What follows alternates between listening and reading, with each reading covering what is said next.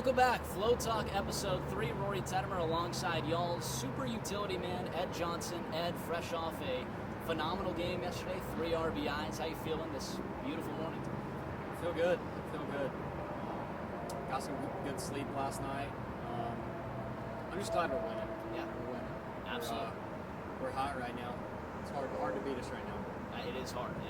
Florence Y'alls have won 4 of their last 4 series. It's 4 in a row. It's the longest this season. We're rocking, and we're talking to a man that's really, I think, kind of had like a sleeper season. Just hasn't got like the media attention that some other players have. Zayd, TJ, Craig Massey. So that's why I wanted to bring you in, Ed. You've been having a phenomenal season. You lead the Y'alls in average, stolen bases, key contributor in many spots on defense. What's kind of been the key for you this season that's just kept you solid all the way through? Yeah, I've had a lot of things that's contributed to this season, but also looking back at past seasons, I've gone through the ups and downs of baseball. It's just part of it. Yeah, you fail a lot in this game, and it's taken a while to realize that you have to accept the failing in order to move forward. So I think I've just kind of been able to keep it right here in the middle. I had a coach in college who played really loud, so I'm just going to wait a second. We also have a baseball game going on right now behind us, some high school summer ball. I'm sure you remember those days. Oh yeah. 100 degrees on turf. Gotta love it. Where were we? Right and early, you were talking about your keys to success, bringing up coach. Oh yeah. I'll never forget Coach Steve Smith at Tennessee Tech. He was actually at Auburn when I was there, and then brought me to Tennessee Tech. But he said, keep your highs low and your lows high, and that kind of just stuck with me. It's like whenever you're doing well, it's easy to feel like you're on top of the world. You've got it figured out, but you just got to stay here. And whenever you're doing bad, you gotta be able to think positive and still get that confidence to stay right there. Yeah, and it sounds a lot like when you're hot, and when you're cold, get hot. You've been hot pretty much all season, and like I said, you played multiple positions for Florence, everywhere besides catcher and first base right now. So you played 7 positions, even pitching. What's that kind of like, going in each day, seeing your spot in the line, but maybe with a new position? How do you kind of adjust to that day in and day out? I love it. It's been a pretty easy adjustment. I didn't play a lot of outfield growing up. I played mainly infield, but I played outfield in some slow pitch softball games back home. I played outfield a little growing up. I just show up to the park and I see wherever my name's at. And, if I see center field, it's like, all right, let's do it. If I see shortstop, let's do it. If I see second base, first base, pitching, that's a different. I actually really enjoy pitching. Yeah. Can't throw very hard, but I can move it around a little bit. Well, you had a good outing when you were out there for Florence. I really want to see you play, full game, all 9 positions there. Maybe later towards the season, after the Y'alls already clinch a playoff spot, hopefully. Would that be something you'd be interested in? Absolutely, that would be fun. I get behind the dish, go to first. Would catching be the hardest one for you to transition to? I think it'd be the most challenging for sure. Yeah. I don't know how they do it. I mean, Goody gets beat up back there. Yeah, Zayd gets beat up too. So, but I would enjoy trying. Absolutely. Well, you've kind of settled into a shortstop role right now. You've spent most of your time this season at second, but obviously a lot of center field as well in the outfield, both corner outfield spots. The thing is, you go like 110% at each of those spots, even in like batting practice. I see you running around, banging into walls. Yeah. It's pretty amazing. Just giving 110% every day. Is that something you've always done, growing up? I don't really look at it like that. I look at it more of like it's fun to me. Yeah. Like it's fun. It's a game. Like I grew up playing in the front yard with my brother. Like we'd play wiffle ball, we'd play football, all kinds of different basketball, shooting the basketball around. So like when I get out there, like I'm really enjoying like taking ground balls, diving for plays. Like if I get 2 chances to dive in BP, like that's a really fun day because that doesn't happen a lot. Like I might get 1, I might not get any. So if I get 2, it's like, all right, that was a really fun day. I might be sweating and tired, but like I'll be all right. So just a competitor, all the time. He's literally got 100% on the side of his Oakley glasses here. So he really does give that all the time, 100%. Let's talk about you starting up. Obviously, you spent your last year University of Alabama. Let's just start there. University of Alabama. You had a big career before then, but start at University of Alabama. What'd you take away from your experience there? Obviously, an SEC school, one of the biggest in the country.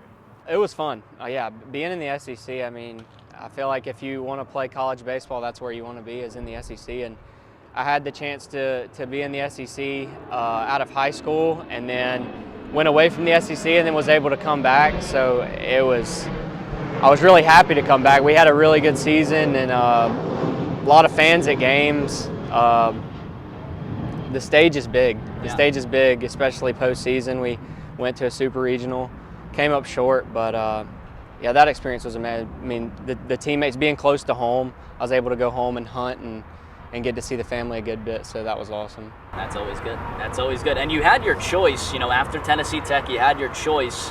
It seemed like Kentucky was recruiting you, Tennessee was recruiting you. How'd you narrow down onto Alabama? Yeah, it was really between Kentucky and Alabama, and but Alabama, being close to home, I knew a few guys on the team already. I'd played summer ball with them a little bit, so just being familiar with them and being close to home was yeah. And you had a pretty interesting recruitment process in high school. It sounds like Auburn was there early on. How was that? Yeah. I actually got recruited from Auburn my sophomore year of high school. It was the summer going into my junior year. Actually, the summer going into my sophomore year, I got recruited from Auburn. And it was one of those things, was like, that's my dream school. My dad graduated from there. My sisters both graduated from there. So it was a dream come true to be able to go there. So that's kind of, I committed really on the spot whenever I got that offer. Perfect. And how was it transitioning Auburn fans into being Alabama fans? That's obviously a big time rivalry in the SEC. I'm sure that wasn't easy. Yeah. For Pops, it was very tough. He'll never root for Alabama football. Yeah. Never. Alabama baseball, I've heard him say Roll Tide for Alabama baseball, but for football he won't do it. He bleeds orange and blue. And they're just Ed Johnson fans at that point. Exactly. Yeah. He'll just wear a shirt that says Johnson on it. Perfect. Crimson. So. Perfect. Well, I was always interested to hear that, because I knew you were an Auburn fan right. going in, and then obviously choosing a rival school must have not been easy there. You've played a lot of sports. You're just a big-time athlete. What other sports have you played besides baseball? Football. I played football in high school. I played until my junior year. I started focusing more on baseball after that. But yeah, I played football growing up. Played a little bit of quarterback, receiver, and safety. So I really like playing defense. I like hitting. Yeah. So you like hitting, and in football you like the defensive side. What about baseball? What do you find the best part about baseball? You do a lot of great defense. You like the hitting at the plate. You like base running. You lead the team in stolen bases. Maybe it's the team aspect. What is it? All of it. All of it. Yeah. I mean, I love defense, but there's not a better feeling than getting a perfect on the barrel, and then hanging out with the guys, all of it. Yeah. Had one last night. It seems like whenever you hit one out, it's like a no doubt about it home run. Yesterday, right off the bat, Jesse knew it was getting out of here. When you get pull side, you really get pull side into left center. Yeah. Ever go Oppo? Are you ever trying to approach Oppo? I have before, and really that's where I'm going to hit a fastball probably early in the count is backside, and I've had hit a few backside home runs in the past, but I just haven't done it here yet. Yeah. Absolutely. Well, we've talked a lot about his ability playing other sports, his ability at University of Alabama, and obviously a lot going through his whole college career. Rory Tettemer, Ed Johnson on Flow Talk Episode 3. Let's break it down here. Me and you, I've seen you on the golf course before as well. You're a very good golfer. Shot a 79 is my first impression of him. He also plays barefoot. Where did you pick up golf, and how did you kind of get into that? I actually started playing golf. I know it got big around COVID, but I was actually playing before that. My grandmother actually, she played a lot, and my grandfather, and so I'd tag along with them when I was young. And I would just get on the box and hit from the senior tees and just, whatever. I didn't really keep score, but I'd always played baseball, so I had the ability to hit the ball sitting on the tee. And then when I started growing up, I started getting the hang of it and being like, all right, I can kind of figure this out and kind of figure out a swing that worked. It's not a very orthodox swing, but I've got on the range and figured out how to hit certain shots. So, I love it. Was there ever a time where Pops could beat you? I know he says he can't beat you now. Was there ever a point? Maybe back when he was in college, maybe. I think he said his best score was like an 85. Which if he shot at 85, I shoot high 80 sometimes. Yeah. So yeah, he could probably beat me. He could probably beat you. I wouldn't let him though. I wouldn't let Not him. anymore. No. Not anymore for sure. No. Well, that's good. Let's close it off here. What's next for you? I know obviously there's probably still the dream going to Major League Baseball. Is there a team that you would want to play for growing up that you always liked, and then obviously closing out the Florence season? Oh yeah. Just trying to keep winning games, make it to postseason. Yeah. Get in the top 3 on this side, and as far as after this season, I'm just going to trust God.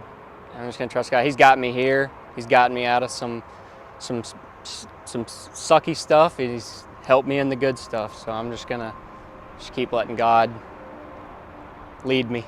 Yeah. So. Well, you've had a great journey to this point.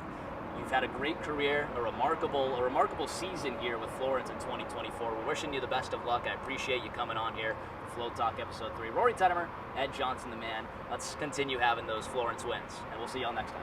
Thank you. Perfect. Really good. Let's go. Sweet.